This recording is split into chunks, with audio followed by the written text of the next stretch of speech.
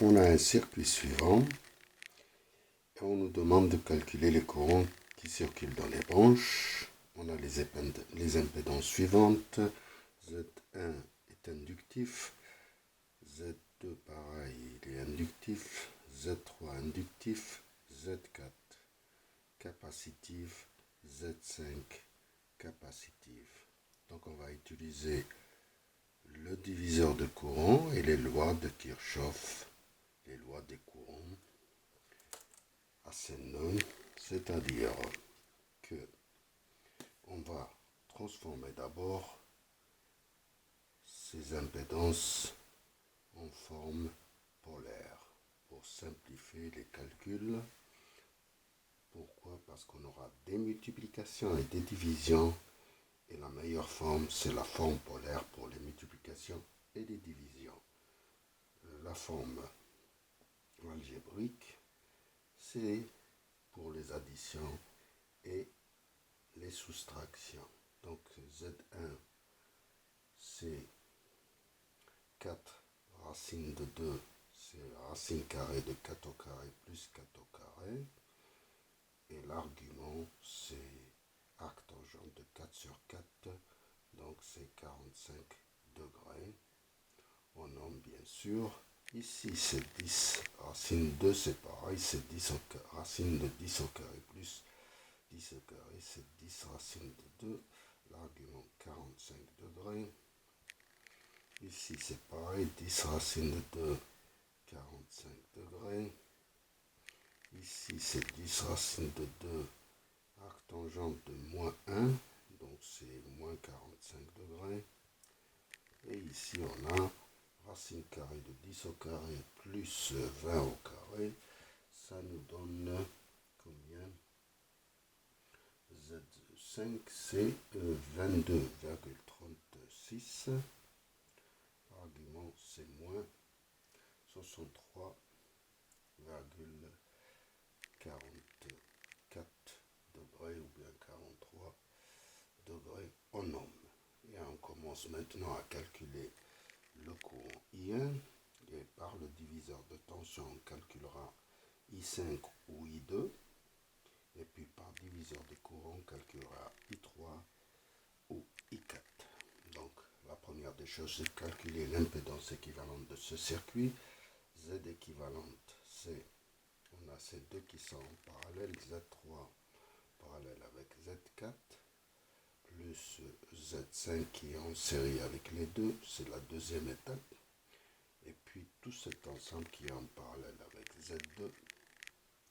Et puis à la fin, on ajoute Z1 qui est en série avec tout cet ensemble.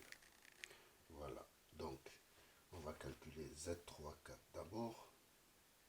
C'est Z3 multiplié par Z4 sur Z3 plus Z4. Donc c'est 10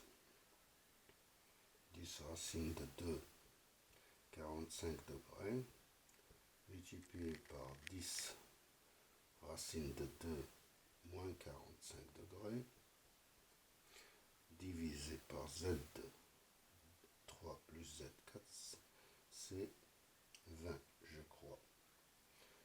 C'est 20. Donc Z3, 4, c'est égal 10, 100, 100, 200 divisé par 20, c'est en fait c'est 10 ohms. Ok, on passe au calcul de Z3, 4, 5. Donc on ajoute à 10 Z3 plus Z5 plus Z3, 4. Z5 c'est 10 moins J20 plus 10. Donc c'est 20 moins J20. C'est égal à 20 racine 2 moins 45 degrés en ohm. Z3, 25, c'est ça. Alors maintenant on passe à Z2, 3, 4, 5. C'est Z3, 4, 5 multiplié par Z2 sur 5 plus Z2. Donc, Z3, 4, 5, on vient de le calculer. C'est 20 racine 2 moins 45 degrés.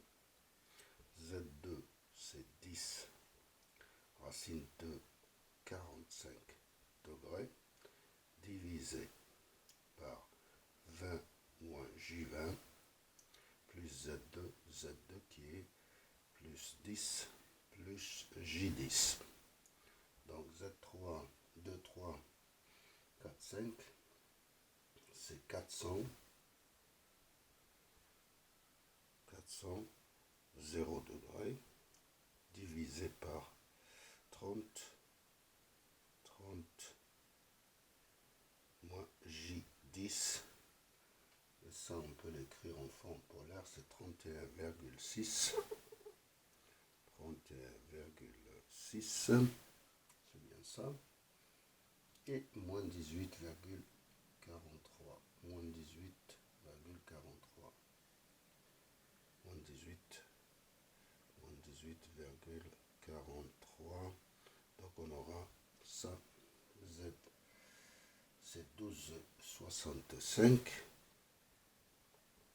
Argument plus 18,43 degrés en ohm.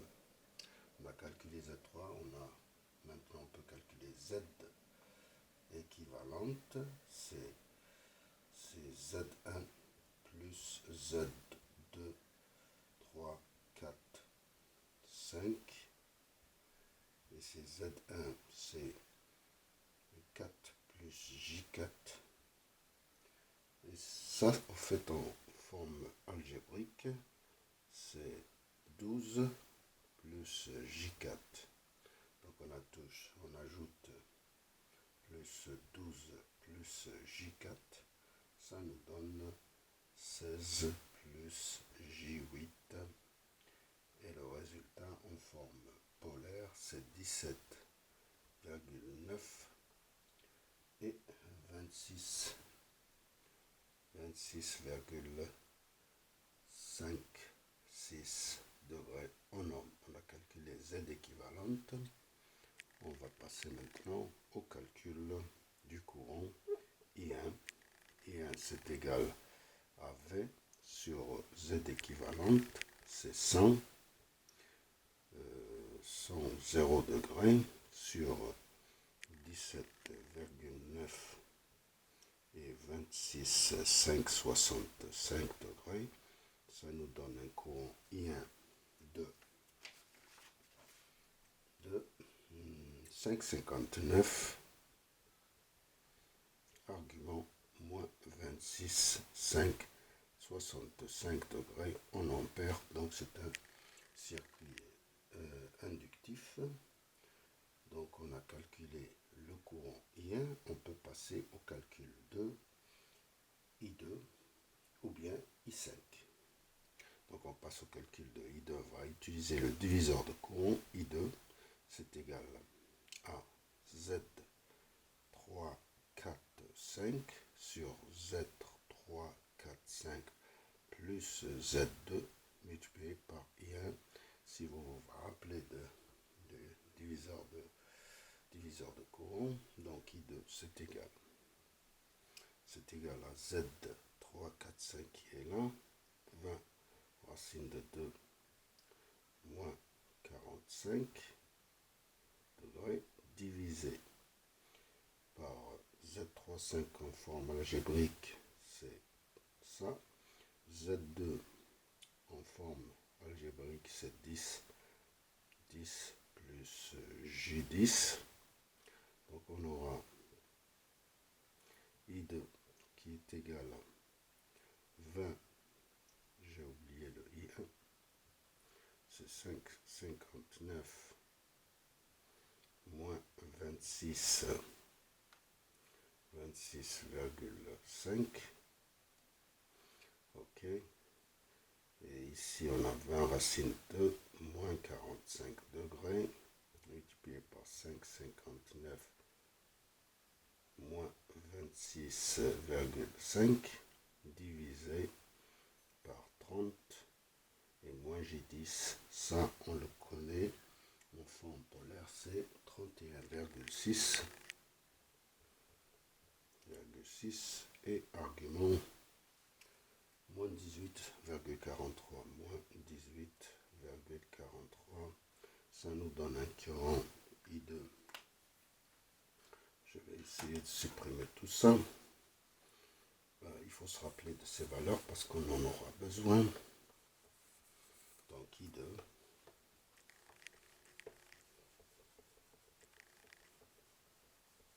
ça va être I2. Je vais essayer de changer ça. I2, c'est égal à 5. Ça multiplié par ça, divisé par ça, ça nous donne 5. Et ça, plus ça, c'est-à-dire que moins 45, moins 26, plus 18, ça nous donne moins 53,13 degrés. En forme algébrique, c'est 3 moins J4. Maintenant, on peut calculer I5. Ce nœud, c'est la loi de Kirchhoff. I1, c'est égal à I2 plus I5. I5, ça va être I1 moins I2. I1, on l'avait calculé en forme algébrique, je ne l'ai pas écrit. I1 en forme algébrique, c'est 5 moins J 2,5. Donc ici, on aura 5 moins J 2,5 moins 3 plus J4. Donc I5, c'est égal à 2 plus J 1,5. Donc en forme polaire, c'est 2,5 et 36,87 en ampères. Voilà. On a calculé I5, maintenant on peut calculer I3 par le diviseur de courant. Donc c'est I3, c'est Z4 sur Z4 plus Z3 multiplié par I5. Z4, c'est 10 racine 2 moins 45 degrés. On divise par Z4 plus Z3. Z4 plus Z3, c'est 20. Et I5, on vient de le calculer, c'est 2,5.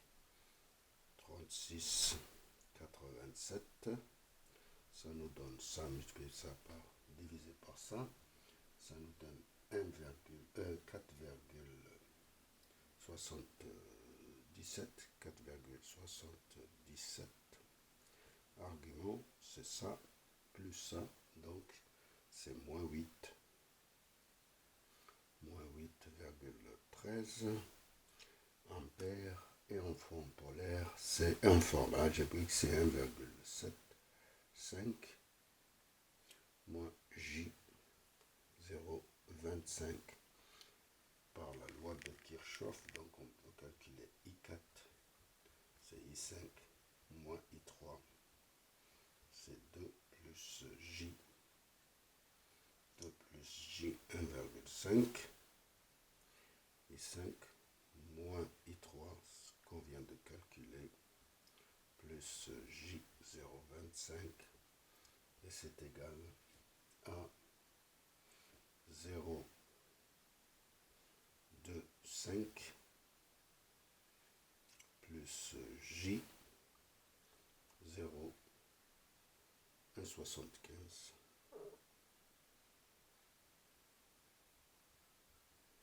En forme polaire, c'est 1,777, argument 81,84 degrés et en ampères. Voilà, on a tout calculé et je vous remercie.